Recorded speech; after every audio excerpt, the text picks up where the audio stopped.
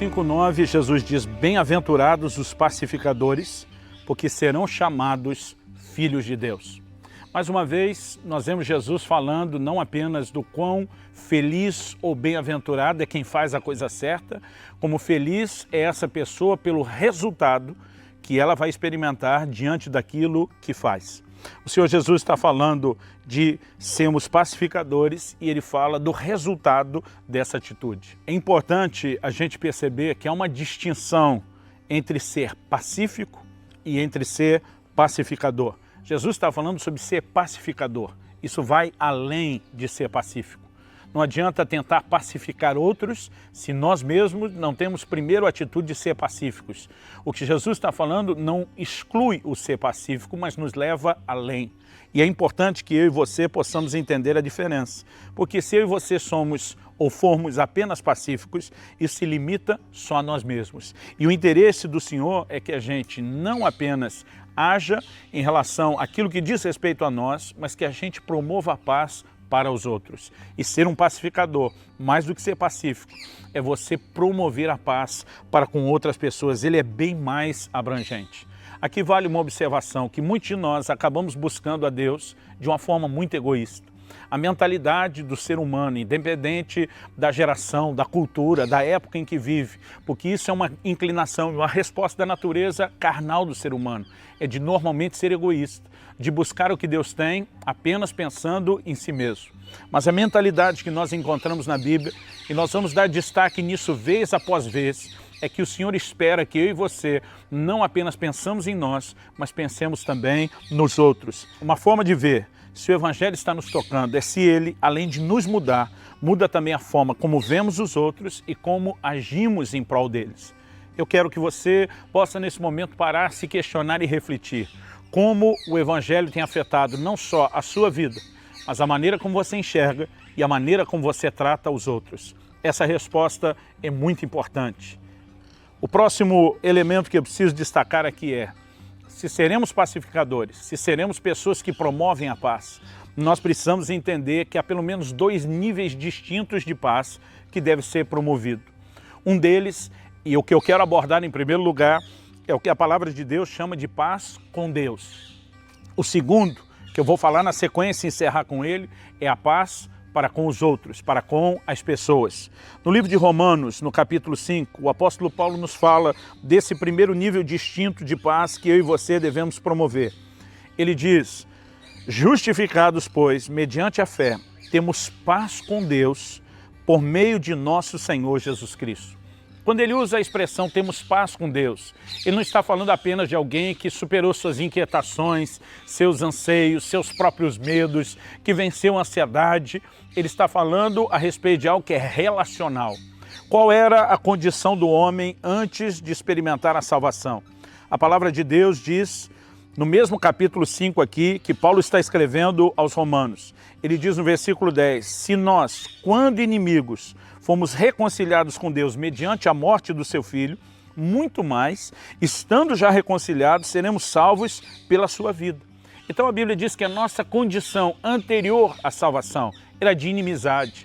O pecado gerou não apenas a separação do homem para com Deus, mas o colocou debaixo do juízo, o colocou numa condição de inimizade. Quando a Bíblia fala de termos paz com Deus, não está falando apenas de um sentimento interior que eu e você podemos ter. É lógico que Jesus é chamado de o príncipe da paz. É lógico que a obra que ele faz nas nossas vidas é trazer uma paz sobrenatural. A Bíblia fala da paz que excede todo entendimento, vai além da capacidade de compreensão e ela pode ser experimentada. Mas quando Paulo diz que temos paz com Deus, ele vai além disso. E ele fala de consertarmos um relacionamento quebrado por meio de reconhecer a obra de perdão, reconciliação, justificação que Jesus Cristo nos proporcionou por meio da cruz. Nós precisamos entender que ser cristão é, antes de mais nada, ter paz com Deus. Nós não podemos promover a paz aos outros que nem mesmo nós desfrutamos primeiro. Então tudo começa a partir disso. A nossa condição, como eu afirmei em Romanos 5,10, era de inimizade. E o apóstolo Paulo faz a mesma declaração lá na carta aos Colossenses. Na Epístola aos Colossenses, no capítulo 1, o apóstolo Paulo diz o seguinte, a partir do versículo 21, a vós outros, também que outrora éreis estranhos e inimigos no entendimento pelas vossas obras malignas, agora, porém, vos reconciliou no corpo da sua carne, mediante a sua morte, para apresentar-vos perante ele santos, inculpáveis e irrepreensíveis. A vós outros que antes éreis inimigos. Nossa condição era de inimizade. A Bíblia diz que o que Jesus fez por nós foi não apenas nos reconciliar no corpo da sua carne, mediante a sua morte, mas a Bíblia diz com o propósito de nos apresentar agora diante de Deus inculpáveis, irrepreensíveis, santos. Essa é a obra da cruz. Ela remove a inimizade do homem, resultado do pecado, consequência do pecado, e ela traz paz com Deus, ela traz reconciliação, ela traz reconexão com Deus. Nós não podemos simplesmente pensar no Evangelho como algo que traga uma paz interior, que me faça vencer e superar problemas terrenos, sem primeiro destacar essa paz que é a reconexão e a reconciliação com Deus. Agora, depois de experimentarmos essa paz, nós precisamos nos tornar pacificadores. E o primeiro nível de promover a paz ou de ser pacificador é promover a paz com Deus a outros da mesma forma como eu e você já experimentamos. É disso que o apóstolo Paulo fala lá em 2 Coríntios capítulo 5. Aliás, essa é a mensagem que nós vamos encontrando em toda a Bíblia, em especial no Novo Testamento, que nada daquilo que Deus faz deve parar apenas em nós, deve transbordar de nós aos outros. Encontramos isso o tempo todo, mas de uma forma muito específica. Em 2 Coríntios 5, começando o versículo 18, eu vou ler agora até o versículo 21. A Bíblia diz assim: ora, tudo provém de Deus, que nos reconciliou consigo mesmo por meio de Cristo e nos deu o ministério da reconciliação. Ou seja, ele não apenas fez de nós pessoas reconciliadas com ele, mas ao nos dar o ministério da reconciliação, que é promover a mesma reconciliação que nos tocou, ele fez de nós reconciliadores, instrumentos seus. Se usarmos a mesma lógica de que ter paz com Deus é estar reconciliado, então da mesma forma como fomos reconciliados, temos que ser reconciliadores, então devemos nos tornar promotores dessa mesma paz com Deus. No versículo 19 ele diz, a saber, que Deus estava em Cristo, reconciliando consigo o mundo, não imputando aos homens as suas transgressões, e nos confiou a palavra da reconciliação. Quando a Bíblia diz Deus estava em Cristo, está falando não apenas do Deus encarnado na pessoa de Jesus, mas está falando obviamente da morte de Jesus na cruz. O momento onde ele sofreu a culpa do nosso pecado e a nossa condenação, para que eu e você pudéssemos ser inocentados diante de Deus. Então o texto diz que ele não imputou aos homens as suas transgressões. O Evangelho não é simplesmente um Deus que deixou de reconhecer a condição do homem pecador. É um Deus que não jogou sobre ele a conta do pecado que ele merecia pagar. Mas porque esse Deus não pode apenas ser bom, deixando de ser justo, ele fez com que Cristo sofresse a culpa que eu e você merecíamos. Na verdade, o que nós temos na obra da cruz é uma troca. O versículo 21, ele fala disso. Vou ler agora o versículo 20 e 21 de 2 Coríntios 5. De sorte que somos embaixadores em nome de Cristo, como se Deus exortasse por nosso intermédio. Em nome de Cristo, pois, rogamos que vos reconcilieis com Deus. Então ele diz, aquele que não conheceu o pecado, ele o fez pecado por nós, para que nele fôssemos feitos justiça de Deus. A obra da cruz, a obra do Calvário, ela é uma troca. O pecado que nós cometemos, e Jesus nunca cometeu, foi lançado sobre ele. Ele morre e sofre aquilo que Isaías diz, o castigo que nos traz a paz, paz com Deus, estava sobre ele. Foi uma troca, Deus lança sobre ele o nosso pecado. E a Bíblia diz, para que nele nós fôssemos feitos justiça de Deus. Então, nessa troca, ele assume os nossos pecados e ele nos transfere a sua justiça.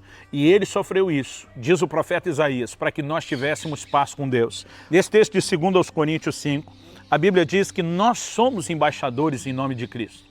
Então nos tornamos agora porta-vozes, representantes de Deus, para levar nada mais, nada menos do que a mensagem de reconciliação, ou sermos pacificadores dos outros homens com Deus. Duas coisas a considerarmos diante disso. Em primeiro lugar, a pergunta a você. Você já experimentou o processo de, por meio de Cristo, ser reconciliado e ter paz com Deus, deixando de estar debaixo de culpa e condenação? Se não, Você pode experimentar isso agora mesmo. Basta que você se arrependa, basta que você creia na obra de Jesus e você pode receber isso gratuitamente. Se sim, então você tem uma responsabilidade de promover essa paz. Não viva o Evangelho de uma forma egoísta só para você. Compartilhe as boas novas da salvação. Em terceiro e último lugar, nós observamos aqui na Escritura a importância de termos paz com outros. A santificação, ela também envolve relacionamentos. No livro de Hebreus, no capítulo 12, no versículo 14, a Bíblia diz: segui a paz com todos e a santificação. Muitos pecados, e nós precisamos entender que pecado é a quebra de um mandamento. Muitos pecados, que significa a quebra da lei de Deus, são praticados quando erramos a forma de relacionar e de tratar com os outros. A Bíblia diz: siga a paz com todas as pessoas. E dizia santificação, porque caminhar em paz com os outros e andar em santificação são coisas que estão interligadas. Dos 10 mandamentos, e a Bíblia é um livro de relacionamentos, dos 10 mandamentos que nós encontramos na Velha Aliança, 4 deles regem a nossa relação com Deus e 6 deles falam da nossa relação com os outros. Relacionarmos-nos com os outros de forma apropriada é parte da mensagem que nós temos. O apóstolo Paulo, ele escreveu uma epístola. Essa epístola é dirigida a Filemão e essa epístola é uma história de reconciliação.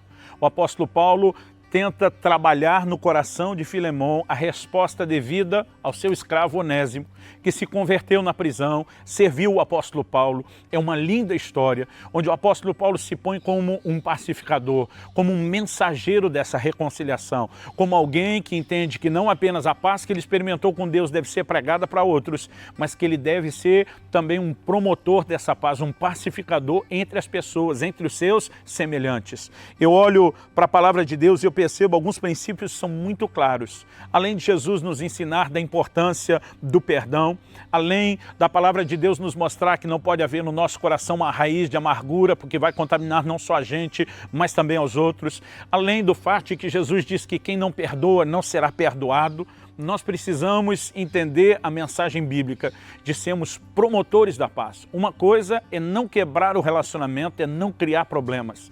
A outra é se transformar num solucionador ou cooperar com Deus na solução de problemas de relacionamento que já aconteceram. Não precisa só ser entre nós e as pessoas. Jesus disse: se você souber que o seu irmão tem algo contra você, vai consertar. Não precisa ser você que fez algo e pedir perdão. Se você sabe que a pessoa tem, mesmo que tenha sido imaginação da cabeça dela, uma leitura dela, ajude a resolver. Mas não é ser pacificador, não é só resolver os seus problemas com os outros. É ajudar pessoas a resolverem os seus problemas. O apóstolo Paulo escreve em Filipenses, no capítulo 4 e no versículo 2. Ele manda uma mensagem a 2 irmãs daquela igreja, daquela congregação. Ele faz um pedido, o nome delas é Evódia e Sintique. Na NVT, a nova versão transformadora, esse texto foi traduzido assim: rogo a Evódia e Sintique, que peço a elas, ele diz, que resolvam o seu desentendimento. Outra versão diz que sintam o mesmo, que tenham o mesmo sentimento. Ou seja, elas tinham perdido a sintonia. E ele está dizendo: vocês precisam ajustar isso. O apóstolo Paulo era um desses reconciliadores, um desses pacificadores. E nós precisamos entender que isso, além de nos abençoar, ter paz com Deus e nos colocar no centro da vontade de Deus, de sermos pacificadores, levando outros a ter o mesmo encontro com Cristo, além de ter paz com as pessoas, o que é algo libertador e abençoador, e promover isso entre outros, que já é um grande privilégio, e também do seu resultado, nós precisamos compreender que isso, na verdade, nos coloca num lugar muito específico. O resultado prometido pelo Senhor Jesus é muito claro. O texto que inicialmente lemos, Mateus 5,9, diz: bem-aventurados os pacificadores, porque eles serão chamados filhos de Deus. Vamos falar do resultado, ser chamado filho de Deus. Se só ser um pacificador fosse algo que mudasse a nossa natureza, a gente não precisaria da obra de Jesus para a salvação. Quando ele diz serão chamados filhos de Deus, ele está dizendo que o comportamento de um filho é reproduzir a natureza do pai. Eu percebi no meu filho muitas vezes o como inconsciente ele me imitava, às vezes até na forma de andar. Um filho reproduz a natureza do pai. Então serão chamados filhos de Deus, porque os pacificadores revelam a natureza de Deus. Essa é a essência do que ele nos propôs.